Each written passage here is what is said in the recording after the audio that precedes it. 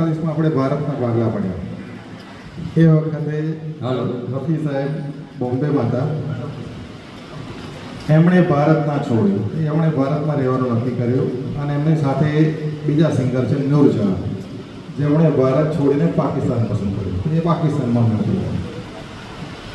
1948માં જ્યારે મહાત્મા ગાંધીની હત્યા થઈ અને એ વખતે તાત્કાલિક હુસેનલાલ ભગતરામ, રાજેન્દ્ર કૃષ્ણ અને રફી સાહેબે તાત્કાલિક રાતોરાત એક ગીત તૈયાર કર્યું. તમે ગીત સાંભળો, સુનો સુનો એ દુનિયા વાળા બાપો કી અમર કહાની, બધાએ સાંભળ્યું હશે, બરાબર? આ ગીત ગાંધીજીના ઘરે બીજા દિવસે ગાવાનું હતું. જવાહરલાલ નહેરુ સાહેબે એમને આમંત્રણ આપ્યું અને એમણે ત્યાં રજૂ કર્યું. અને એ વખતે એમનું ગીત સાંભળીને જવાહરલાલ નહેરુજીએ એમને આપણે સ્વતંત્ર દિવસના દિવસે એમને મેડલ આપીને સન્માન કર્યું. નેક્સ્ટ સોંગ લઈને આવે છે રમેશ